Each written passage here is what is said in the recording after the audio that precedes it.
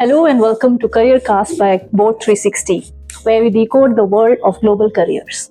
In today's episode, we'll gain an insight into what CGMA qualification truly offers, its practical value, global relevance, and how it empowers finance professionals to lead with insight and not just report numbers. Whether you are a student, a mid-career finance expert, or someone who's looking into international roles in business strategy, this one's for you. Let's dive into the world of strategic finance and leadership with a very special guest, Ms. Jaspreet from Accenture. She's a senior manager at Accenture and a qualified CGMA. She'll be talking about the CGMA designation, which is powered by AICPA and CIMA. I would request Ms. Jaspreet to give a brief introduction about herself. Hello everyone. I'm Jaspreet, as already introduced by Hina. I am a senior manager at Accenture as of today. I've had an experience of around 18 years plus, and I finished my CIMA a long time back in 2003, to be precise. After that, it's been a journey of a transformative journey, rather, where I've come up the level with every day, and because here I'm talking about CGMA, so I would want to emphasize on the fact that the biggest contributing factor in my career has been CIMA till date. So that's it from my side. Anything else you would like to know, Hina? Thank you so much for gracing this seat with your presence. We'll get into the podcast now. We'll start with the basics. What exactly is the CGMA designation and how is it connected with AICPA and CIMA?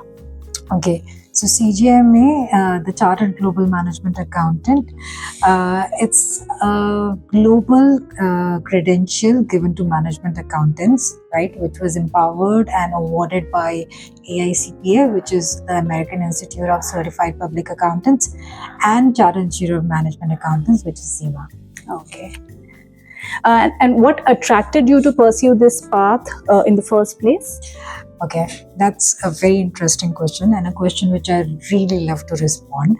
And I excitedly always tell people why I picked up CIMA, when I actually had other options as well. So long time back, right, when I did my CIMA, I was looking for something which was more interesting, right? Being an accountant, having like the base as an accountant, I wanted to pursue something which was more interesting, which was more fun, CIMA is a perfect blend of financial expertise and business strategy, right? And when I chose a qualification, or when I was pursuing what to do next, I wanted to do something which, could give me an edge over accounting, which is the traditional accounting, and could make me a good decision maker. So that is something that really excited me about CIMA, right? And I think long time back, I was having a discussion with a friend, and she told me that, Jaspreet, accountants are very boring. Okay. So I was like, okay, That's what the perception is. I mean, that's a perception. Can't blame people for that, right? But I didn't want to just become a boring accountant who was just reporting numbers. I wanted to do something far more than just being an accountant. I wanted to dig into the numbers, analyze the numbers, and come with decisions, which was something that excited me. So this was right after your graduation? Yes. I did this after my graduation. You did this after your graduation. Yeah. And you graduated in what course? In commerce only. In commerce, okay. And how did you find out about this qualification? Because at that time, I'm sure there must be limited resources where you could, get an understanding of what the career avenues are. That's correct. So as compared to today, where the awareness was like really high, I was lucky to be in Africa at that moment, right? And that is where I did my studies from. So over there, CIMA was a very upcoming stream in finance, Okay. right? and there was a lot of knowledge, lots of things going around, and that is when I actually chose that I would want to go and do CIMA. Okay, that's wonderful. Has the curriculum changed over the years? The content of the exam? The curriculum has evolved rather, Okay. right? I would say it has changed, but more than change, I think it has evolved because that's the requirement, right? That's the Yeah. need of the market. With the, AI and other automations coming into place, IT all of them becoming so disruptive in nature, right? Yeah. We accountants need to keep our place safe, right? And I think there CGMA has really come up and evolved its syllabus, which is very, I would say, very content with the market. You just mentioned that technology is evolving fast and there's AI, automation, analytics in picture.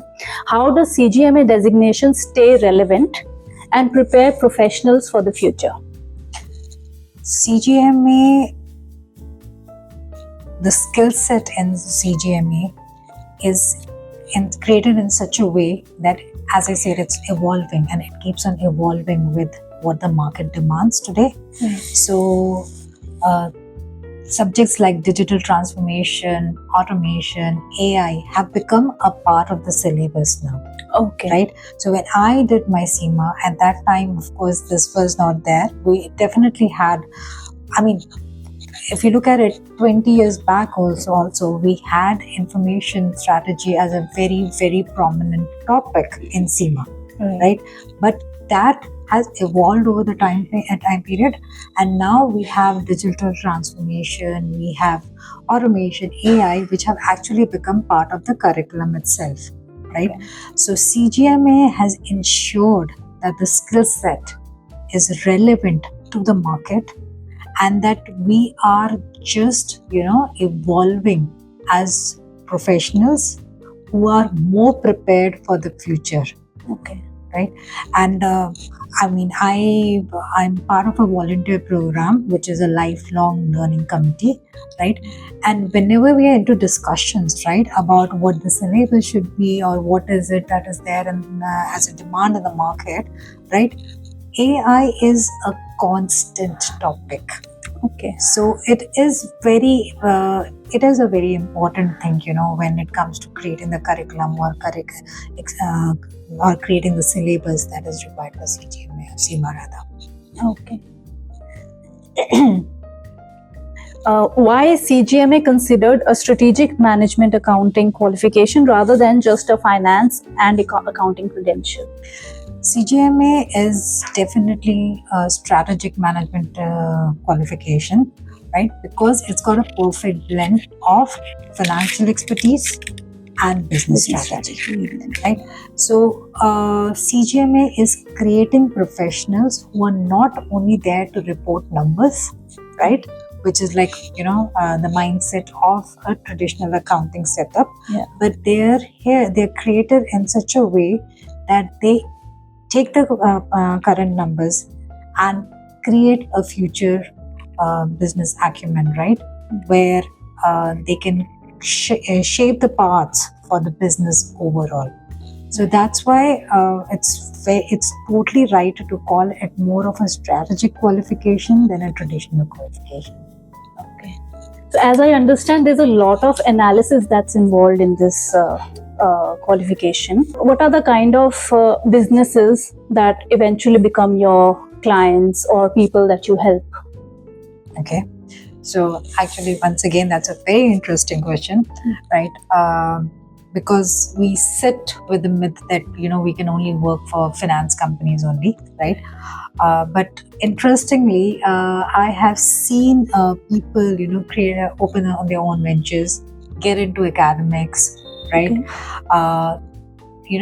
And many more such things. But today, multinational companies, right, which are more into creating solutions for global clients, that is where CGMA plays a very pivotal role, right? Because any multinational company is looking at a resource or a professional who is got that mindset Hmm. of finding root causes, analyzing the situations, bridging the gaps, and coming up with solutions which are, value driven. Okay. So that is exactly, where any CGMA sits perfect, right? But saying that, it's not only just limited to that. I've seen CGMAs working for consulting firms, for accounting firms, for MNCs, especially MNCs which are like into creating solutions for clients, right? And especially global clients, right? I've seen CGMAs in the academic field as well, where they're actually mentoring, the aspiring students, or they are, doing the teaching part, right? So, and also, I've seen them creating their own ventures, getting into like ventures and doing very well. So I think we fit in everywhere where there is some strategic thinking required. So basically, you gain some market insights, and you try to understand what the situation is. You understand the strengths, and you identify the opportunities, and then you develop a strategy which helps businesses or individuals to take decisions. Exactly. Okay. So we're just not stuck to the financial accounting part, the traditional accounting setup. See, I always say there's a big difference between a financial accountant and a management accountant. Right. A financial accountant will only look at the actual numbers, the numbers which are there, right? Yeah. I think do some studies, you can do that, right? But a management accountant is like somebody who's, future prepared. Right. He's not just looking at the numbers today, but actually using the numbers today and creating a value for the future. It is also an innovative field, I must say. Very, very innovative field, and I think a very interesting field, and again it kills that taboo of, accountants being boring. I think we've got some interesting work to do. And that has stuck with her, it seems. Yeah, I mean, that was like the day somebody told me that, I was like, no, wait, I need to break that myth. Wonderful. From your industry experience, how is CGMA recognized in the global corporate landscape, especially especially in companies in the finance sector? Yes, well, CGMA is definitely recognized and highly recognized, I would say, Okay. in the financial companies, and especially the multinational companies, right? There are two reasons for that. First is basically it's a global credential. It's internationally recognized. Go anywhere. I mean, now with AICPA also coming into the picture, you go to the US, you go to the Europe, UK, Africa, Asia, anywhere, right? Even UAE, right? As a matter of fact, everywhere we are recognized as finance professionals. Number one. Number two, the skill set that is created by CIMA.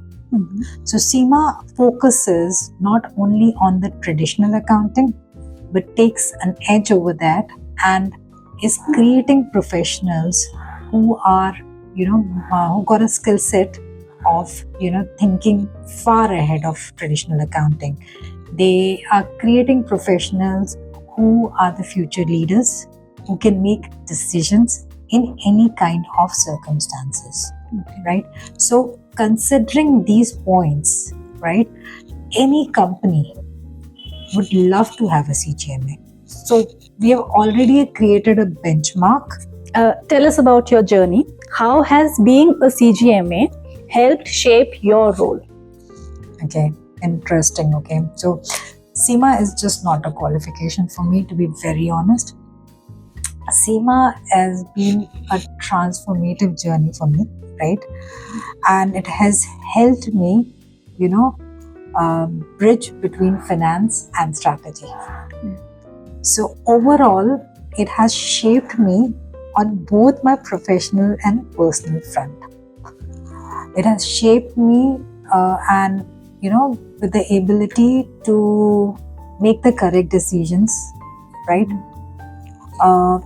Rather make strategic decisions and contribute to any project that has come across to me, right? Mm-hmm. In a very positive way. Also, one more thing that CIMA has done for me, I would say, is that not many people know about this, but as a CIMA member, right, you can actually get into volunteer programs, right, which are very interesting and very, like they give you a lot of learning curve. They bring you up the learning curve, and more than that, they connect you to global leaders, right? And at the same time, they help you to mentor, aspiring students. So CGMA has given me a holistic growth rather than just a professional growth, and that is where personally for me, it's the biggest pride I carry. So nice to hear. And these volunteer programs, these are initiated by CIMA itself? Yeah, these are initiated by CIMA itself, but these are more for, members. So once you finish your education and you complete your CIMA exams, you can, after there's a certain pattern that you have to follow, right? When basis your experience, basis your number of years working, you can apply for membership, which is associate membership and which follows with a fellow membership, right? So once you become members, you can actually volunteer and be part of these programs. Okay, got it. Can you share a moment, maybe a project or a challenge, where your CGMA background really came into play? Yeah, I guess being a CGMA has always been part of me in all the projects or all the career or even personal things that I've done in life. But yes, I can definitely talk about one project.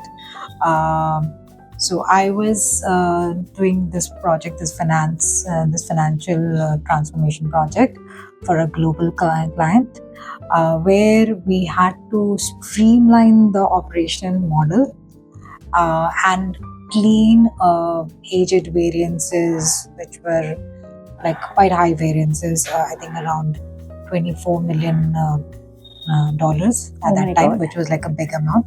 So we basically had to clean these variances, but at the same time we had to create a structure, a framework for this particular client. And I think at that time, being a CGMA really helped me, because from my learning, right, I could create a framework. I could actually do a root cause analysis, right, see where the problem was, right, find the problems, create a solution, right, and get to the customer, because the biggest challenges that we were facing in this particular project was that there were lots of conflicting priorities, a lot of fragmented data across different regions, right? Consolidating them and getting them together from a controllership perspective was the biggest solution required over here. At that time, the learnings as a CIMA, or rather, and I always say it is not what I learned at that moment, but I'm still learning. We used to have a lot of CPD programs in CIMA, I was going to ask, right? And that keeps on teaching us. We're so connected to the market, we keep on talking to different members. So that really helps us a lot to stay connected to what's happening in the market.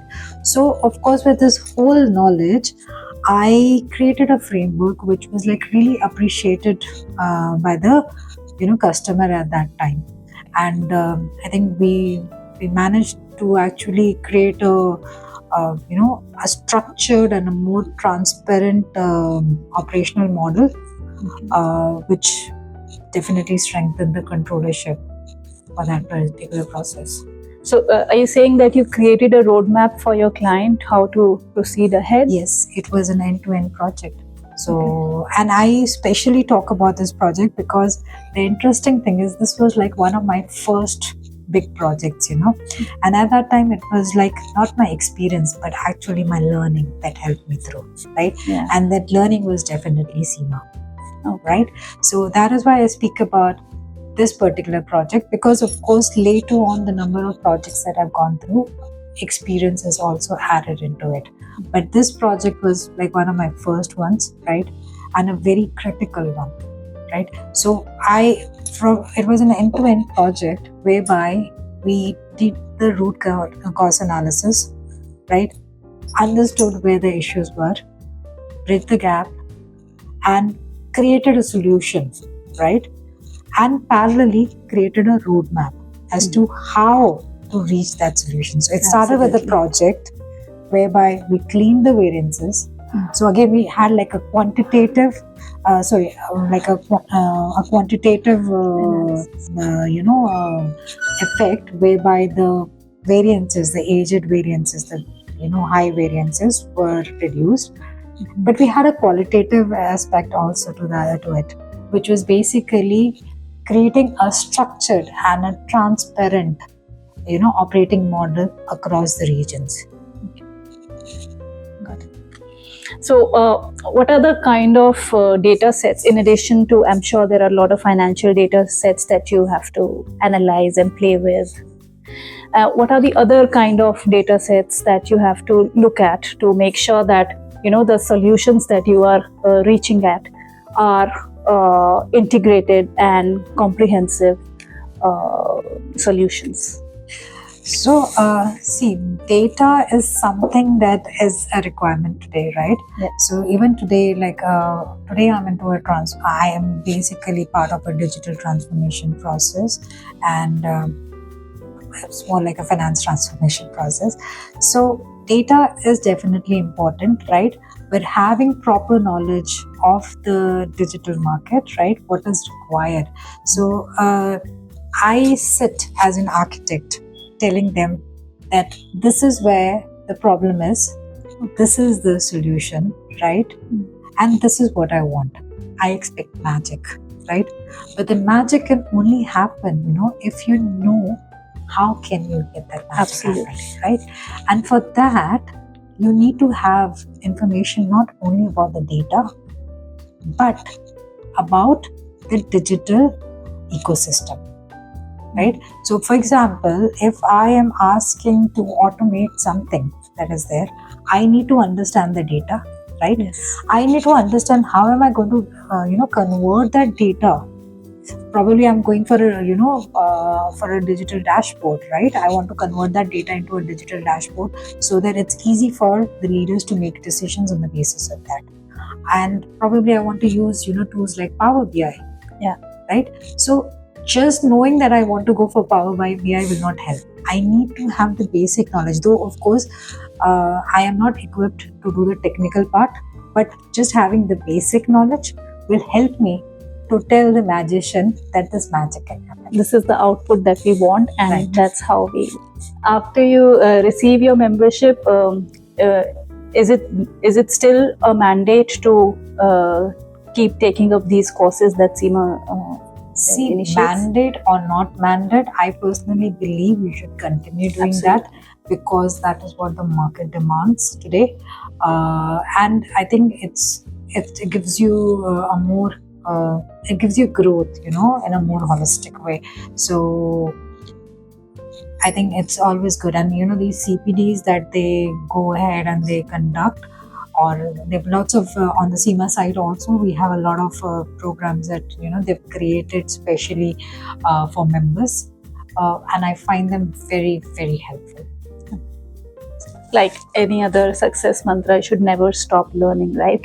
Exactly, you should never stop learning. That's There's how no you age to stop learning. You should always continue to learn, and I think that helps to quite an extent. Yeah. How do employers perceive CGMA qualified professionals differently compared to traditional accountants or MBAs? Well, employers do, take CGMAs onto a different level altogether. CGMAs are, as I have already mentioned before also, they are just the perfect blend of a of somebody who has financial expertise and somebody who knows how to create a strategy, right? The traditional accountants, they only have the they have the financial knowledge, right? More. And the MBAs do not have that. They have less financial grounding. That's right. So CIMA blends it together. Okay. right? And that is why it's got an edge over the traditional accountants or the MBAs. Yeah, so they can lead both the accountants as well as MBAs. Yeah, so they basically can do the job what a financial accountant is doing as well, and plus what an MBA is doing, right? So put together, if I have to put it in like a single sentence, right? CGMA creates professionals, right, who not only report numbers, right, but they report numbers for the future. Yeah, right? So taking all this into consideration, right, most of the global companies definitely want to employ CGMS, right, especially the multinational companies, because of course it's a globally recognized management accounting credential, plus because it's created a skill set which is very difficult to find. Absolutely. And does it offer a continued growth in a particular company? Yes, definitely it does. I have seen CGMs who have grown over the time period into leadership roles, right? So yes, it does. Can you walk us through the CGMA learning pathway, the different levels that are there, operational, management and strategic, and what lessons can the learners expect at each stage? Right. So CGMA through the CIMA pathway has 3 progressive levels, right? The first one being the operational, then the management and the strategic level. So the operational level focuses on the fundamentals, which is basically cost reporting, management accounting, financial reporting, right? So it also works on people skills and business skills for the learners, so that they can get into entry level jobs, right? Then comes the management level, which is a level up, right? That focuses on decision making, right? Advanced financial analysis, and more into deeper management accounting, right? Here we are having individuals who can now start making decisions and can start contributing in decision making in any company, right? So yeah, they're learning it, right? Then comes the strategic level, right? The strategic level is where you start thinking like a CFO now, right? So it focuses on risk management, value creation, enterprise strategy, right? So now the professional or the learner is at a level where he started thinking from a very different level. He started creating strategies. He started making, strategic, like more of strategic decisions, right? And has started contributing to add value in any business. Right? All of these 3 levels together have like at every level, there is a case study as well, okay, which is nothing but real-time scenarios from the market, okay, right? So a student is assessed for all that they've learned in a particular level, right? And they asked to apply it in real-time scenarios, okay, which makes it more interesting. Absolutely, right? And it makes you confident about how you're going to be doing it in the real world. Absolutely. Practical value will be exactly gained. Definitely. So basically that is where I think CIMA has got an edge, whereby it's just not concentrating on the theoretical part, right? You just don't need to basically sit and memorize things, but you start thinking from a leader already, right? Absolutely. You're learning and you're applying it in the case studies. And I find that very interesting. I'm sure. What kind of time commitment or study plan worked for you while balancing a demanding job with CIMA exams? Right. See, CIMA is definitely something that demands time and it demands discipline. So it's not easy to write the exams along with a demanding job, but it's not difficult as well. Personally, I had a schedule. I followed a particular schedule and rather had a calendar to myself where I had put timelines to my studies, which used to be mostly early mornings, right? So it is very important that you create a structure, create a plan, right? And follow that religiously. And that is something that I personally did. So I used to have a plan for the next 6 months. Okay. So if I'm writing my exam for the next 6 months, I used to have a proper plan, right? And my plan would constitute of covering the syllabus, right? Doing my revision and writing the mock exams, which I think is very important. So if you're planning to write your exams in 6 months' time, take 3 to 4 months, give 1 month for revision, right? And dedicate it 1 month to mock exams. And these should be time-based mock exams. Okay. Right? So you should basically, if you're sitting for 3 hours for a case study, give yourself 3 hours, do that case study, so that you can, you can know where you stand. So that is something that I really followed. The other thing that I used to do while I used to write exams was I would sit down and make small notes. Right? So every time I would study, I would make notes, and I had those notes handy in my hands. So I used to have them handy. I would utilize them when I was writing my exams, before writing my exams, before giving the mock exams.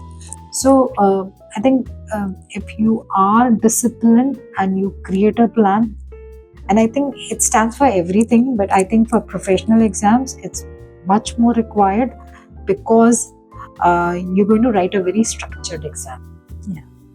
And it is time bound as well. It's time bound as well. Okay. Yeah. Do you recommend students to take classes for preparing for CGMA courses? Yes. I think I'll recommend you guys only to start with. Definitely. Yeah.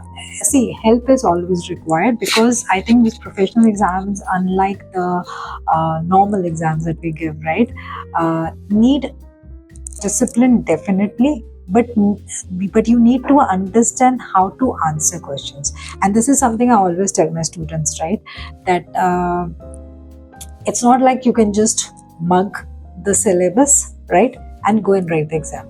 Yeah. Okay. If you get a question, right, it's most of the CIMA questions will come in such a way whereby they'll give you a scenario, and then they're going to ask you, how are you going to reach to a solution with that scenario? So you need to have a clear understanding of the concepts that are being the concepts to be applied into that question, right? So you need to very clearly understand what the question is asking, right? And what you need to put into that answer, right? And that is where, and it's like, for example, if I've been asked to use a particular method of accounting or management accounting, right? Might be asked for say ABC costing or something. I just can't go put the definition and say what it is about. I have to be very creative to put that answer in a way that the question requires from me. Absolutely. Right? So I have to analyze the question and answer accordingly. And that is where, the professional help is something that is really required. How do you feel the case study exams prepared you for practical problem solving in your corporate life? Yeah, it did. Definitely it did. I mean, because as I told you before also, case studies are more real-time scenarios, right? So they're actually picked up from real-time scenarios. And in CIMA, these are actually picked up from the market as, real-time scenarios. So they prepare you to understand what is required, do the analysis, find the root cause, find the solution, bridge the gap, come with solutions, right? And most importantly, they put you into a time frame. right? Yeah. Now you're time bound. So it's teaching you how to come to a solution, right? Even in crazy times, Yeah. right? Under pressure. And not get, troubled by the pressure. Yeah. So that's why these kind of case studies, which are like one of the most interesting part of CIMA that I find, of the CIMA curriculum, right? That I find help you to become a better decision maker and a better leader. I'm sure. Yeah. So how often does this high pressure come into the picture? Like when you're dealing with projects in real time? Definitely, there's a lot of pressure, I mean, when it comes to projects, because the projects that I have been into are more like client-facing projects, okay? And like if I have to say, client is God for us, right? Because they're the ones who are generating revenue for us, right? So pleasing the client, but at the same time, ensuring that we are not pleasing him with the wrong solution, with the correct solutions which create value in the future, right? So the pressure over there is basically the timelines again, because of course you're getting timelines to finish a project, right? It's not for life, right? Secondly, giving the correct solution. Third, creating value, both in quantitative and qualitative ways, right? And fourthly, getting the confidence of the client, so that it's just not one project, but it's like an ongoing business deal, right? So I think that is where the pressure comes, because you are now committed to something which is very professional, and you need to at the same time maintain your sanity. Yes. Right. So that is where I think professionals who have already gone through the case studies can do well. Does the CGMA credential open up global mobility or cross-functional roles in big companies? Yes, definitely. I mean, it does, because number one, we are a globally recognized, qualification, right? CGMA itself is a credential which is like, representing two very important professional bodies. One is CPA and the other is CIMA, right? So, number one, that is the one. Secondly, again, the skill set, because we're creating people who are professionals for the future, just not for today. And also, if this is something that can be applied in any business, so it offers up many avenues to pursue. Definitely. And definitely for multinational companies, or as I already mentioned, in different venues, it's helping. What would your advice be to a fresh graduate or finance professional contemplating whether CGMA is the right path for them? My advice, yes, that I think I love giving advice when it comes to CGMA.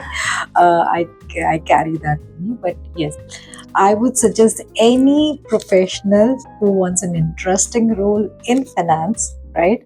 Who wants to not only just do traditional accounting, but wants to pursue a role into decision making, into leadership, or into strategic thinking, should just not think and go for CGMA.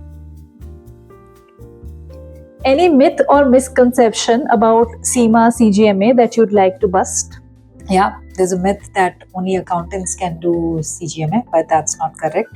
If you have the willpower, if you have the discipline, and if you have the focus to learn more and get into strategic thinking, you can do CGMA. Lastly, in one sentence, what has the CGMA meant to you personally and professionally?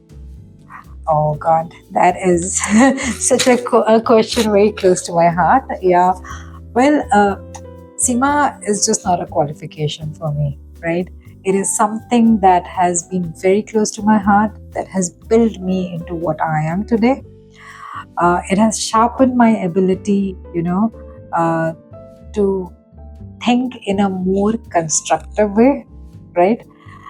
Not only in professional terms, but also in personal terms. It has made me more disciplined, a more strategic person, right? And overall, it's given me opportunities, to grow.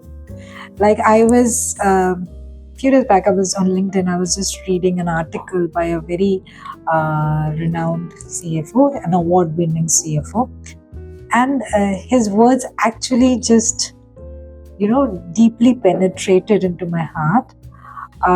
He mentioned CGMA broke me to build me. Oh wow, that's Right? so deep. It's very deep. And he is like such a senior CFO, and he mentioned that, I thought I knew everything till CGMA told me I had just started, right?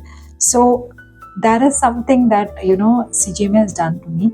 It's been a progressive journey altogether where I'm learning at every, juncture of my life, right? With different challenges, with different roles, with different seasons, right? I think I've learned something new, and the whole credit goes to CIMA and CGMA. That's lovely. That's so inspiring. Thank you so much. Thank you so much, Ms. Jaspreet, Welcome. for sharing your journey so openly. It was a pleasure. You've given us a clear look at what CGMA is. It's not just as a qualification, but as a tool for career advancement, leadership, and making a bigger impact at work. For our listeners, if you're serious about moving into strategic finance roles or leading change within your company, this is the path that you've been looking for. That's it for today's episode of CareerCast by Board360. Until next time, keep learning and keep growing. Thank you, and all the best.